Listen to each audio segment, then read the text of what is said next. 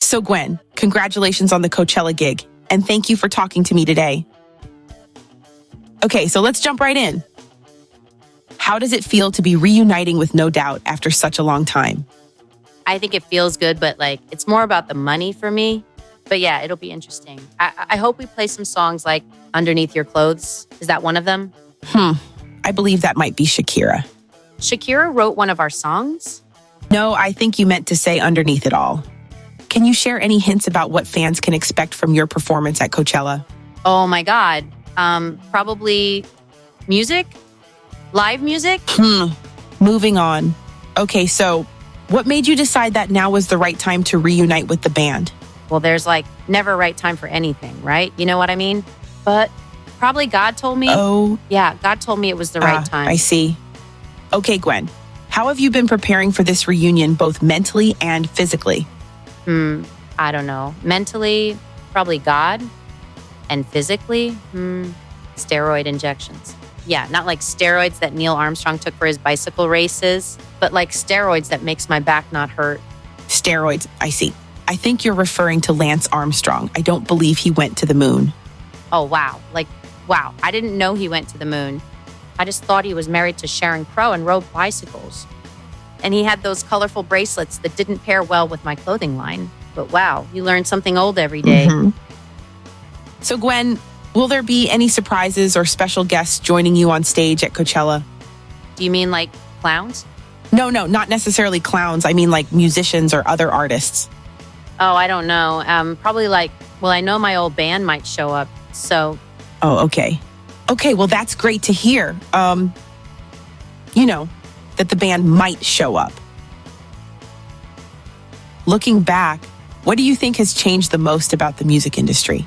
I don't know. Probably God in some way, like prayer and stuff. That's changed. What else?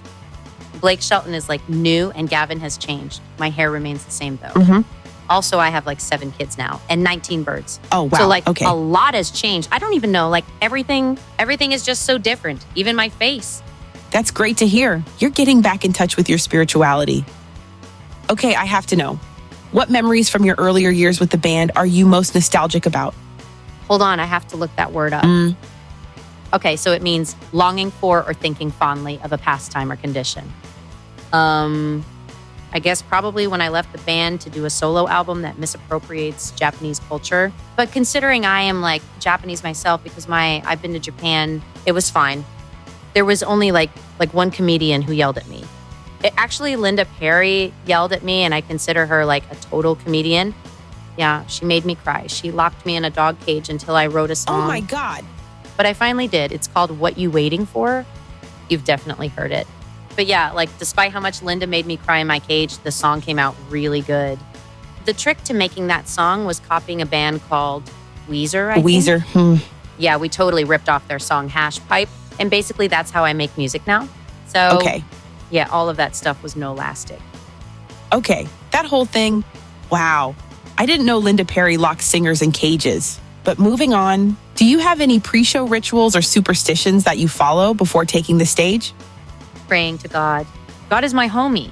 I pray to him, his son Jesus, Mary, I think, Joseph, the 12 men of the apocalypse, the one-winged angel, Sephiroth. Interesting. I don't recall hearing about a Sephiroth from the Bible. Ooh, fun. Bible time. Okay, so Sephiroth, he's this total bad boy with killer looks and mega skills in sword fighting. He's not just your average angel with one wing. He's next level cray-cray. Oh. Turns out he's this science experiment gone wrong, injected with some alien DNA or something.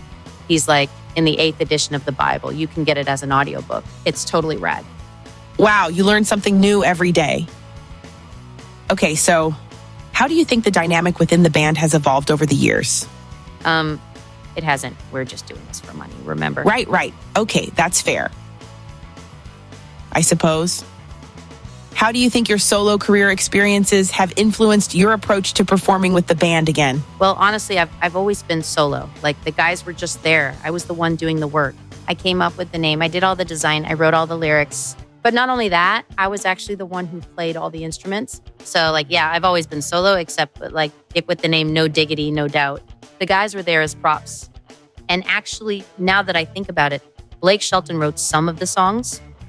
So, yeah. I didn't know Blake was even a part of No Doubt. That's really interesting. What about your brother, Eric Stefani? Didn't he play a pivotal role in No Doubt? Sorry, I don't know him. Wow, so you don't know your brother. Okay. So Gwen, what would you tell aspiring musicians who dream of reaching the level of success No Doubt achieved? Probably just, I don't know it. Like, wear a lot of makeup and wear designer clothing. And don't fuck up the lyrics to It's the End of the World on live television. I remember that. Man, you really just couldn't. You know what? Never mind. Are there any new projects or collaborations in the works for No Doubt beyond Coachella? No, but I'm probably going to release a Christian album with Blake. How many more questions are there? Well, I have to go give my birds their Botox injections. Your birds, right. Okay, one more question. What message would you like to send to your fans who are eagerly anticipating Coachella? I don't know. Buy tickets and watch the show. These questions are so hard. Okay, well, thank you so much, Gwen, for taking the time to answer some questions. It's been a real pleasure to hear from you. No, thank you. So can I do your makeup? No, my makeup is fine. Thank you, though. Get back here. You're so stupid.